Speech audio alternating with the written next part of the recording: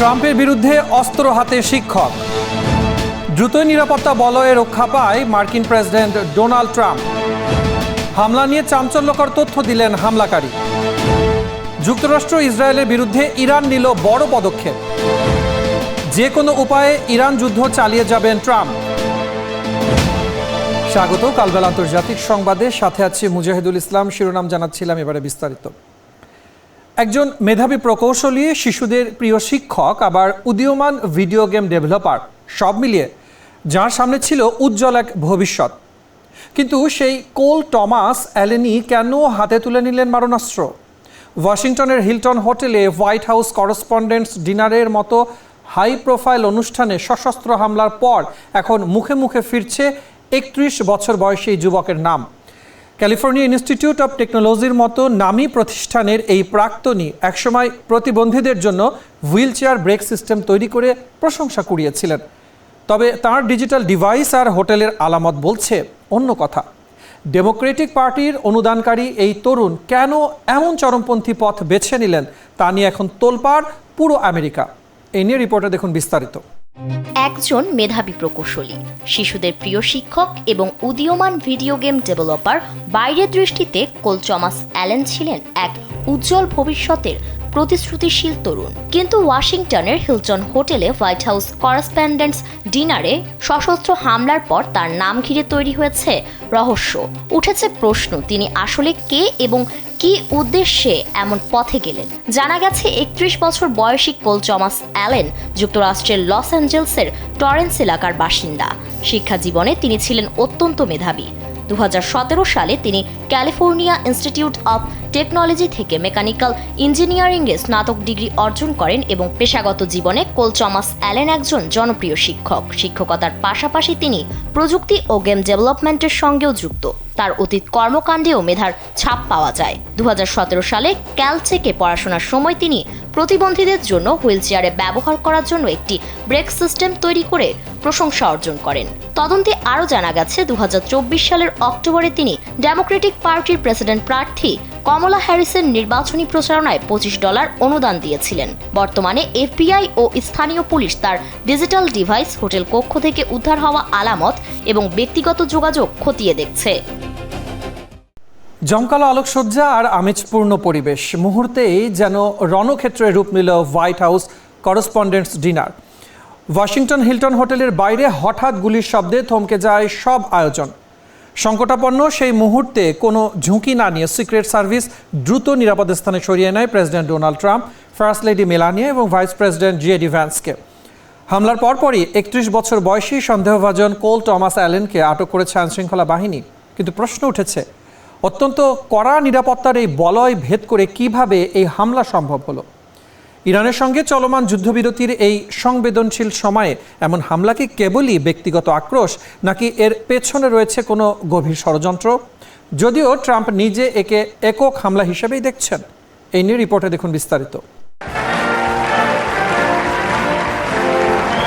জমকালো পরিবেশ, আলো ঝলমলে আয়োজন, সবকিছু স্বাভাবিকভাবেই চলছিল হোয়াইট হাউস করেসপন্ডেন্টস ডিনারে। কিন্তু সেই স্বাভাবিকতা মুহূর্তেই ভেঙে যায় যখন অনুষ্ঠান স্থলের ঠিক বাইরে হঠাৎ গুলির শব্দ শোনা যায়। অপ্রত্যাশিত এই ঘটনায় দ্রুতই নিরাপত্তা বলয়ে নেওয়া হয় মার্কিন প্রেসিডেন্ট ডোনাল্ড ট্রাম্পকে। ঘটনার পরপরই এক সন্দেহভাজন ব্যক্তিকে আটক করা হয়েছে। বিভিন্ন সূত্রে জানা গেছে তার নাম কোল টমাস অ্যালেন, বয়স 31 বছর, ক্যালিফোর্নিয়ার টরেন্সের বাসিন্দা। যদিও আইনশৃঙ্খলা বাহিনী এখনো আনুষ্ঠানিকভাবে তার পরিচয় নিশ্চিত করেনি। প্রত্যক্ষদর্শীরা জানান, অনুষ্ঠান চলাকালেই ওয়াশিংটন হিলটনের ভেতর থেকে একাধিক গুলির শব্দ ভেসে আসে। সঙ্গে সঙ্গে নিরাপত্তা ব্যবস্থা জোরদার করা হয় এবং president Trump, first lady Melania Trump ও ভাইস প্রেসিডেন্ট জেডি ভ্যান্স সহ উপস্থিত শীর্ষ ব্যক্তিদের দ্রুত নিরাপদ স্থানে সরিয়ে নেওয়া হয়। এতে কেউ হতাহত হয়নি বলে নিশ্চিত করা হয়েছে। এই ঘটনার সময়টি অত্যন্ত সংবেদনশীল, কারণ একই সময়ে ইরানের সঙ্গে যুক্তরাষ্ট্রের যুদ্ধবিরতি চলছে। ফলে স্বাভাবিকভাবেই প্রশ্ন উঠে, এর সঙ্গে কোনো আন্তর্জাতিক যোগসূত্র আছে কিনা। তবে প্রেসিডেন্ট ট্রাম্প স্পষ্টভাবে জানান, তার মতে এই ঘটনার সঙ্গে ইরান যুদ্ধের কোনো সম্পর্ক নেই। তিনি এটিকে একজন ব্যক্তির একক হামলার চেষ্টা হিসেবেই দেখছেন। হোয়াইট হাউস করেসপন্ডেন্টস ডিনারে সেই ভয়াবহ হামলার কারণ এবারে খোদ হামলাকারীর জবানিতেই উঠে এলো। পুলিশি হেফাজতে থাকা সন্দেহভাজন কোল টমাস অ্যালেন জিজ্ঞাসাবাদে জানিয়েছেন, প্রেসিডেন্ট ডোনাল্ড ট্রাম্প এবং তার ঘনিষ্ঠ কর্মকর্তাদের লক্ষ্য করেই তিনি এই হামলা চালিয়েছিলেন। শনিবার মধ্যরাতের সেই রুদ্ধশ্বাস মুহূর্তে মেটাল ডিটেক্টর আর নিরাপত্তা তল্লাশি এড়িয়ে হোটেলের লবিতে ঢুকে পড়েন অ্যালেন। এরপরই শুরু হয় এলো পাথারি গুলিবর্ষণ। এক নিরাপত্তা রক্ষীকে খুব কাছ থেকে গুলি করলেও বুলেট প্রুফ ভেস্টের কারণে অলৌকিকভাবে বেঁচে যান তিনি। ঘটনাস্থলে ছোড়া 5 থেকে 8 রাউন্ড গুলির শব্দে যখন আতঙ্ক ছড়ায়, ঠিক তখনই নিরাপত্তা বাহিনীর হাতে ধরা পড়েন এই তরুণ। মার্কিন অ্যাটর্নি জিনিন পিরো জানিয়েছেন, ফেডারেল কর্মকর্তার উপরে হামলা ও আগ্নেয়াস্ত্র ব্যবহারের দায়ে কঠোর আইনি প্রক্রিয়ার মুখোমুখি হতে হচ্ছে এই মেধাবী প্রকৌশলীকে। এই নিয়ে রিপোর্টে দেখুন বিস্তারিত। এবার ট্রাম্পের অনুষ্ঠানে হামলার কারণ জানালেন খোদ হামলাকারী। এর আগে হোয়াইট হাউস করেসপন্ডেন্টস ডিনারে হামলার ঘটনায় সন্দেহভাজন কোল টমাস অ্যালেনকে ঘটনাস্থল থেকেই আটক করে নিরাপত্তারক্ষীরা। বর্তমানে তিনি পুলিশি হেফাজতে রয়েছেন এবং তাকে জিজ্ঞাসাবাদ করছে যুক্তরাষ্ট্রের আইন শৃঙ্খলা বাহিনী। জিজ্ঞাসাবাদেই উঠে এসেছে চাঞ্চল্যকর তথ্য। অ্যালেন জানিয়েছেন, তার লক্ষ্য ছিল প্রেসিডেন্ট ডোনাল্ড ট্রাম্পের সঙ্গে সংশ্লিষ্ট কর্মকর্তারা। মার্কিন গণমাধ্যমের তথ্য অনুযায়ী তিনি পরিকল্পিতভাবে এই হামলা চালানোর চেষ্টা করেন। ঘটনার শুরু শনিবার রাত 12:35 সন্দেহভাজন ব্যক্তি একটি হোটেলের লবিতে প্রবেশ করেন এবং নিরাপত্তা তল্লাশি ও মেটাল ডিটেক্টর এড়িয়ে যাওয়ার চেষ্টা করেন। ঠিক সেই মুহূর্তেই পরিস্থিতি নিয়ন্ত্রণের বাইরে চলে যায়। হঠাৎ করেই গুলির শব্দ শোনা যায়। একজন নিরাপত্তারক্ষীকে কাছ থেকে গুলি করা হয়, তবে সৌভাগ্যবশত তার পরনে থাকা বুলেট প্রুফ ভেস্ট গুলিটি আটকে দেয়, ফলে তিনি প্রাণে বেঁচে যান। প্রতিবেদনে বলা হয়েছে, ঘটনাস্থলে 5 থেকে 8 রাউন্ড গুলি ছোড়া হয়। এই ঘটনায় দ্রুত পদক্ষেপ নেয় নিরাপত্তা বাহিনী এবং হামলাকারীকে আটক করা হয়। বর্তমানে তার বিরুদ্ধে গুরুতর অভিযোগ আনা হয়েছে। মার্কিন অ্যাটর্নি জিনিন পিরো জানিয়েছেন, সহিংস অপরাধে আগ্নেয়াস্ত্র ব্যবহার এবং ফেডারেল কর্মকর্তার উপর হামলার অভিযোগে তাকে আদালতে তোলা হবে। যুক্তরাষ্ট্র ইসরায়েলের বিরুদ্ধে এবার আন্তর্জাতিক আদালতে বড় ধরনের আইনি যুদ্ধে নামল ইরান।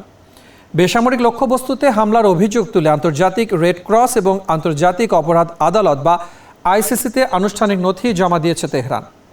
গত শনিবার ইরানের রেড ক্রিসেন্ট প্রধান পীর হোসেইন কৌলিভান্দ জানান, জেনেভা কনভেনশন অনুযায়ী আইনি প্রক্রিয়ায় এই অভিযোগগুলো খতিয়ে দেখা হচ্ছে।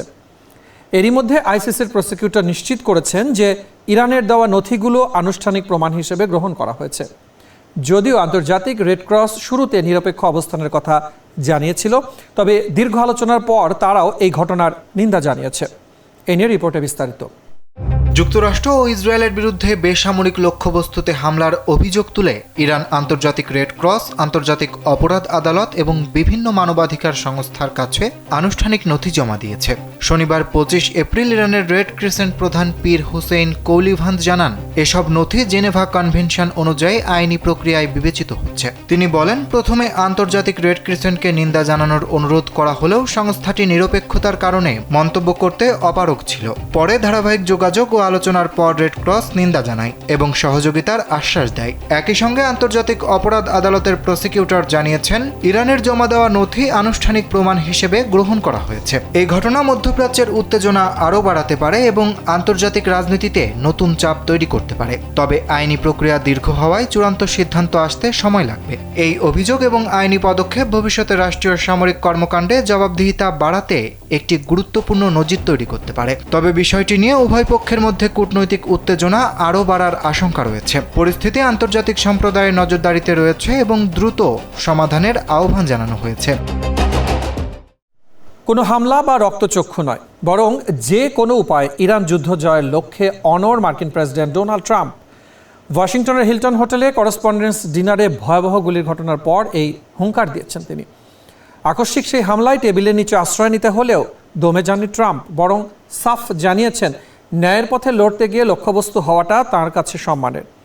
তদন্তকারীরা একে লোন উলফ বা একক হামলাকারীর কাজ মনে করলেও ট্রাম্পের ইঙ্গিত তেহরানের দিকে। ইরানের আলোচনার ধরনে অসন্তুষ্ট হয়ে বাতিল করেছেন পাকিস্তানের নির্ধারিত বিশেষ দূতদের সফরও। এই নিয়ে রিপোর্টে বিস্তারিত। কোনো হামলা বা রক্তচক্ষু মার্কিন প্রেসিডেন্ট ডোনাল্ড ট্রাম্পকে ইরান যুদ্ধ জয়ের লক্ষ্য থেকে থামাতে পারবে না। হোয়াইট হাউস করেসপন্ডেন্টস অ্যাসোসিয়েশনের ডিনারে গোলাগুলির ঘটনার পর এমনই হুঙ্কার দিয়েছেন তিনি। যদিও ট্রাম্প মনে করেন ওই হামলার সঙ্গে ইরান যুদ্ধের সরাসরি কোনো যোগসূত্র থাকার সম্ভাবনা নেই। শনিবার রাতে ওয়াশিংটনের এক হোটেলে হোয়াইট হাউস করেসপন্ডেন্টস অ্যাসোসিয়েশনের জমকালো নৈশভোজ চলাকালে হঠাৎ গুলির শব্দে আতঙ্ক ছড়িয়ে পড়ে। মুহূর্তেই টেবিলের নিচে আশ্রয় নেন প্রেসিডেন্ট ট্রাম্প ও ফার্স্ট লেডি মেলানিয়া। দ্রুত তাকে নিরাপদ স্থানে সরিয়ে নেয় সিক্রেট সার্ভিস। এই ঘটনাকে লোন উলফ বা একক হামলাকারীর কাজ বলে ধারণা করছে তদন্তকারীরা। ট্রাম্প মনে করেন তেহরানের বিরুদ্ধে কঠোর অবস্থানের কারণে তিনি লক্ষ্যবস্তু হতে পারেন, তবে ন্যায়ের পথে লড়তে গিয়ে লক্ষ্যবস্তু হওয়াটা সম্মানের। এদিকে ইরানের আলোচনার ধরন সন্তোষজনক না হয় পাকিস্তানে নির্ধারিত দূতদের সফরও বাতিল করেছেন তিনি। ট্রাম্প সাফ জানিয়েছেন ইরান জয়ের লক্ষ্য থেকে কেউ তাকে এক চুলও নড়াতে পারবে না। দর্শক, এই ছিল কালবেলা আন্তর্জাতিক সংবাদে। ধন্যবাদ এতক্ষণ সাথে থাকার জন্য।